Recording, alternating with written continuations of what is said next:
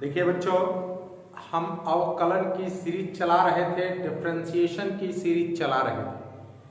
तो डिफरेंशिएशन से रिलेटेड हमने 6 वीडियो अपलोड कर दिए। आज हम इसका 7वां वीडियो लेकर आए हैं, जिसमें हम आपको प्राचल समीकरणों के अवकलन कैसे करते हैं वो सिखाएंगे। तो सबसे पहले आपको जानने की आवश्यकता है कि भाई प्राचल समीकरण क्या होते हैं। प्राचल समीकरण क्या होते हैं, पैरामीट्रिक इक्वेशन क्या होते हैं, ये आपको जानना जरूरी है।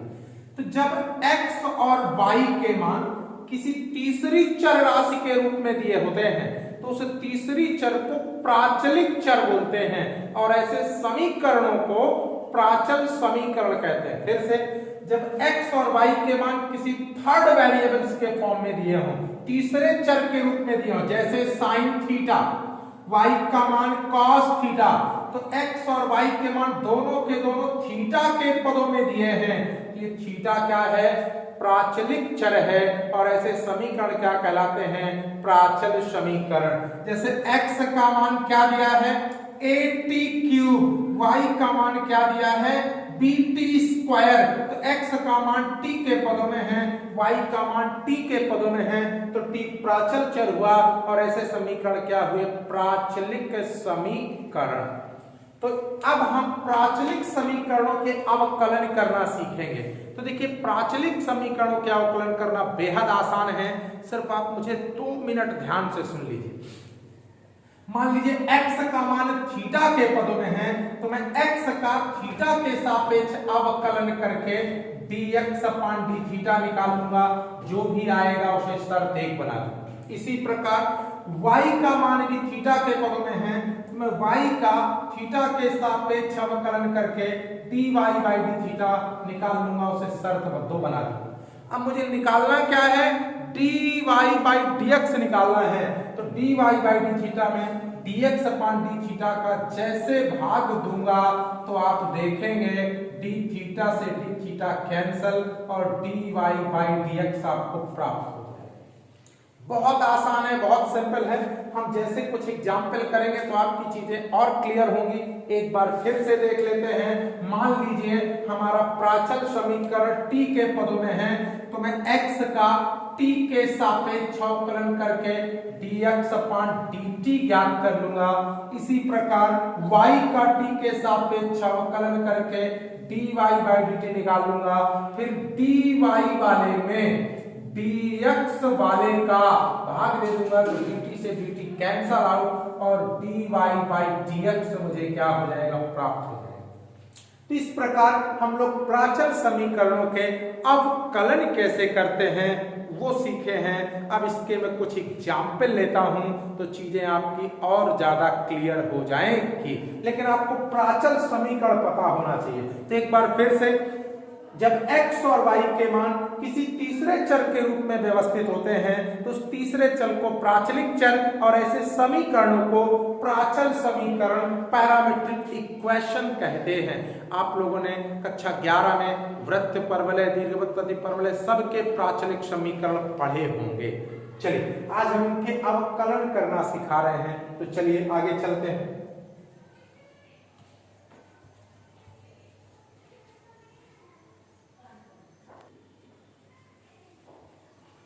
तो देखिए बेटा, एक न्यूमेरिकल लेता हूं मैं। जैसे x बराबर दिया है a sec थीटा और y बराबर दिया है b tan थीटा, और मुझे इसका dy बाई dx को क्या करना है? ज्ञात करना है। तो देखिए कैसे करेंगे। देखो, x और y दोनों के मान तीसरे चर थीटा के पदों में है, तो आप समझ जाइएगा कि ये प्राचलिक समीकरण है। और प्राचलिक समीकरणों का अवकलन करने के लिए क्या प्रोसेस है मैंने अभी अभी आपको बताया। चलिए करके देखते हैं। तो चूंकि x बराबर a sec थीटा है, हमने क्या कर लिया? थीटा के सापेक्ष अवकलन करने पर, थीटा के सापेक्ष अवकलन करने पर तो d बाई d थीटा और x एक कांस्टेंट राशि डी बाई डी थीटा और सेक थीटा, ये क्या निकला dx अपॉन डी थीटा। ए आपकी कांस्टेंट राशि थी, सेक थीटा का थीटा के सापेक्ष सेक एक्स का होता है सेक एक्स tan एक्स, तो sec theta into tan theta, इसे इक्वेशन फर्स्ट बना देंगे, चुपचाप छोड़ देंगे। इसी प्रकार y वाले का कर लेंगे, तो चूंकि y बराबर b tan थीटा, फिर से थीटा के सापेक्ष अवकलन, तो d by D theta y, b constant राशि, d by D theta tan theta, क्या हुआ dy by D theta, b constant राशि tan थीटा का थीटा के सापेक्ष अवकलन sec स्क्वायर थीटा। समीकरण तो बेहद सिंपल। अब आपको करना क्या है, कुछ नहीं, dy वाले में dx अपान का क्या दे देना है भाग, तो समीकरण काहे में 2 में, समीकरण 2 में, समीकरण किसका बेटा 1 का, क्या देने पर भाग देने पर, याद रखना dy वाले में dx वाले का भाग देना है। तो बताइए क्या है, dy by D theta upon dx upon D theta, dy by D theta की वैल्यू क्या है b है, और सेक स्क्वायर थीटा है, dx अपान डी थीटा की वैल्यू क्या है a है, सेक थीटा है, tan थीटा है, डी थीटा से डी थीटा कट गया, dy बाई dx आया, b बटा a, सेक से सेक की घात, तो ऊपर सेक थीटा, नीचे क्या है बेटा tan थीटा।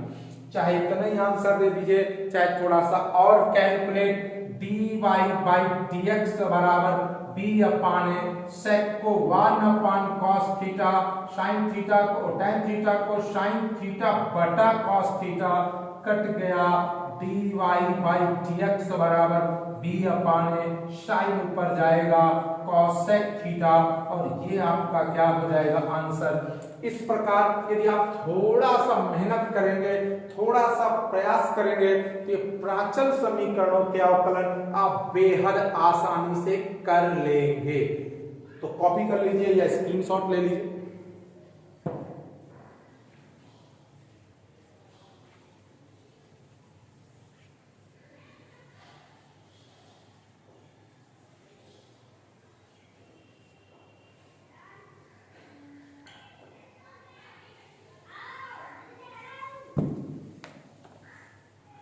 देखिए बेटा, अगला न्यूमेरिकल में इसी का लेता हूं जिससे आपकी चीजें क्लियर हो।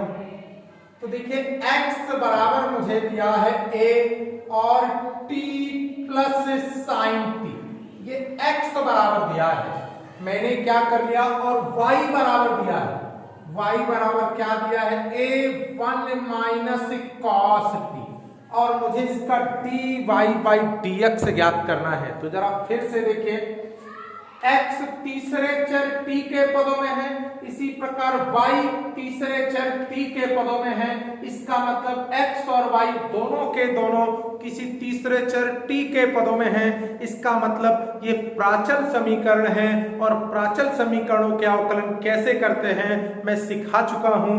फिर से देखिए इस सवाल को बेटा, चूंकि x बराबर a t प्लस क्या बेटा साइन t, किसके सापेक्ष t के सापेक्ष, तो d by D T x एक कांस्टेंट राशि, d by D T, t plus क्या बेटा साइन t, ये क्या हुआ dx अपान dt, और इस न्यूमेरिकल को उड़ा दो, बिल्कुल t का t के सापेक्ष अवकलन 1 और sin t का t के सापेक्ष क्या होता है cos t।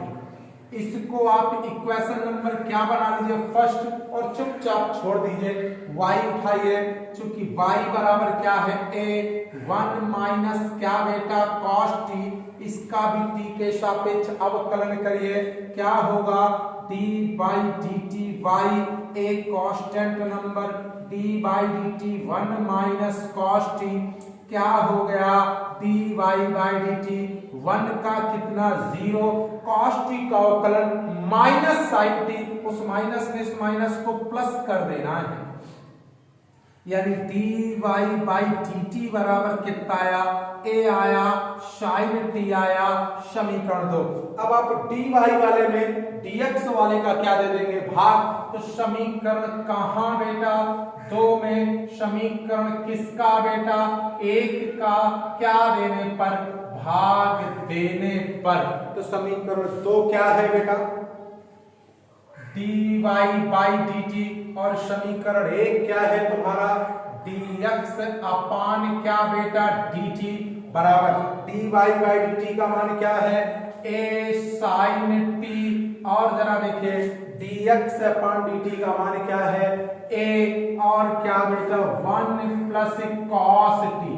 तो dt से dt क्या हो गया, कैंसल आउट, क्या निकल आया, dy बाई dx बराबर a से 1 कट गया, sin t को क्या कर सकते हो, 2 sin t by 2 into cos t by 2, और cos t की वैल्यू क्या कर सकते कि 1 कट जाए, तो 2 cos square t by 2 minus 1।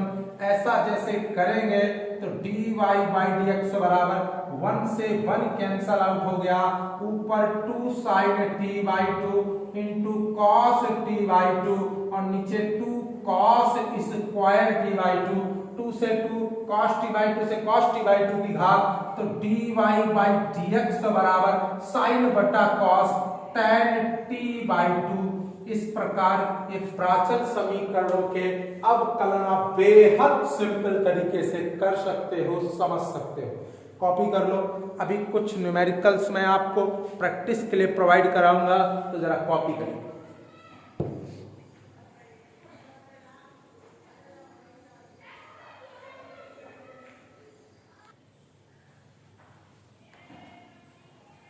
तो देखिए बेटा, ये 2 न्यूमेरिकल्स आपके होमवर्क के लिए दे रहा हूं, काफी इंपॉर्टेंट है, इनको करिएगा। x बराबर tan इनवर्स t और y बराबर t sin 2t, ठीक। तब मुझे dy बाई dx की वैल्यू चाहिए। एक न्यूमेरिकल ये होमवर्क के लिए है, और एक न्यूमेरिकल और आपको होमवर्क के लिए दे रहा हूं। x बराबर log t plus cos t, और y बराबर e की power t plus sin t। तब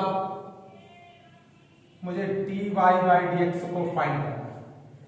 तो ये 2 न्यूमेरिकल आपको घर से करने हैं, ठीक। इनको कॉपी कर लीजिए और ये प्रैक्टिस के तौर पर इनको करिएगा। एक न्यूमेरिकल और कराता हूं, फिर हम इस टॉपिक को भी फिनिश करते हैं।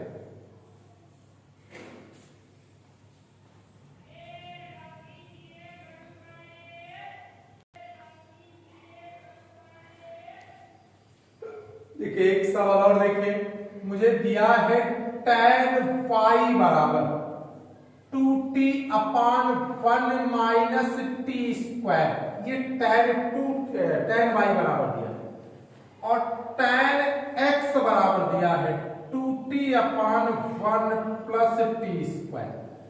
तब मुझे dy बाई dx चाहिए। तो फिर से गौर से देखो, यहाँ x और y दोनों जो चर राशियां हैं उनका मान तीसरे चर t के पदों में दिया है। अब जब t के पदों में दिया है तो इनका मुझे प्राचल समीकरण हो गए, और प्राचल समीकरणों का अवकलन कैसे करते हैं वो सिखाया जा चुका है। तो देखिए बेटा, चूंकि क्या दिया है tan y बराबर 2t upon 1 minus T square. This implies अगर मैं y की वैल्यू निकालूं तो tan भागेगा, और भाग कर कहा जाएगा 2t अपान 1 माइनस टी स्क्वायर के पास, तो tan इनवर्स कहलाएगा। अब ये tan इनवर्स 2t अपान 1 माइनस टी स्क्वायर, थोड़ा सा पीछे जाइए इनवर्स फंक्शन में, तो आपको पता चलेगा कि ये 2 tan इनवर्स t का क्या होता है, इनवर्स फंक्शन में वैल्यू होती है। अब इसका t के सापेक्ष क्या कर देंगे, अवकलन। तो d बाई dt और y बराबर 2 constant number d by dt tan inverse t। तो ये क्या हुआ, dy बाई dt, और 2 tan इनवर्स t का अवकलन 1 अपान 1 प्लस टी स्क्वायर, यानी dy बाई dt बराबर क्या आ गया, 2/1+t² इक्वेशन फर्स्ट। आइए इसी प्रकार x वाले पद को लेते हैं। तो चूंकि tan x बराबर 2t/1+t²। अब ध्यान से देखिएगा बेटा, दिस इंप्लाइज यहां से x बराबर क्या होगा, tan भागेगा और भाग कर जब उधर जाएगा तो tan इनवर्स कहलाएगा। और गौर से देखो x बराबर tan इनवर्स 2t/1+t²। ये किसका बेटा, सॉरी ये tan है, ये कुछ और होगा, क्या है न्यूमेरिकल में, साइन। ये तो tan है और ये क्या है, sin x है यहां। चलिए, जब ये आपका sin x बराबर 2t/1+t² है तो ये जब उधर sin जाएगा तो क्या कहलाएगा, sin इनवर्स कहलाएगा। ये यहां से पकड़ में आया क्योंकि tan इनवर्स का वो कोई प्रसार नहीं होगा, लेकिन sin में ये प्रसार होता है। इनवर्स फंक्शन में यह भी किसका मान होता है, 2 tan इनवर्स x का। 2 tan इनवर्स x के असल में 3 वैल्यू होती है। 2 tan इनवर्स x तीनों में प्रसार देता है, साइन में देता है 2x/1+x², कॉस में देता है 1-x²/1, और tan में देता है tan इनवर्स 2x/1 - x²। ये 2 tan इनवर्स x आपके लिए रामबाण का काम करता है। यह भी बेटा प्रसार cos के भी पदों में, tan के भी पदों में। इस बार क्या sin इनवर्स 2t/1+t² है तो किसका, 2 tan इनवर्स x का। फिर से बेटा t का अब हम क्या कर देंगे, t के सापेक्ष इसका अवकलन, तो d/dt x, दो constant number d/dt tan inverse t, तो dx/dt बराबर दो कांस्टेंट नंबर tan इनवर्स का t के सापेक्ष 1+t² dx/dt बराबर 2/1+t² इक्वेशन सेकंड। अब मैं y वाले में x वाले का क्या दे दूंगा, भाग। जैसे y वाले में x वाले का भाग दूंगा तो मेरा बनेगा क्या, समीकरण किसमें, 1 में, समीकरण किसका, 2 का, क्या देने पर, भाग देने पर दूंगा तो क्या बनेगा, dy/dt अपान dx अपान क्या बेटा dt। dy/dt का मान क्या है, 2/1+t² और dx/dt का मान क्या है, 2/1+t²। dt से dt dy/dx बराबर कट गया और 1 आ गया और यही क्या हो गया आंसर। तो कॉपी कर लीजिए बेटा। देखिए 2 से 3 वीडियो और अवकलन की सीरीज के लेंगे, इसके बाद आपका अवकलन समाप्त हो जाएगा और अवकलन के बाद हम मैट्रिक्स पर फोकस करेंगे। हमारा इंटरमीडिएट लेवल में अगला जो टॉपिक होगा मैट्रिक्स होगा, लेकिन डिफरेंशिएशन की सीरीज को समाप्त करने के बाद। ठीक, कॉपी कर लीजिए।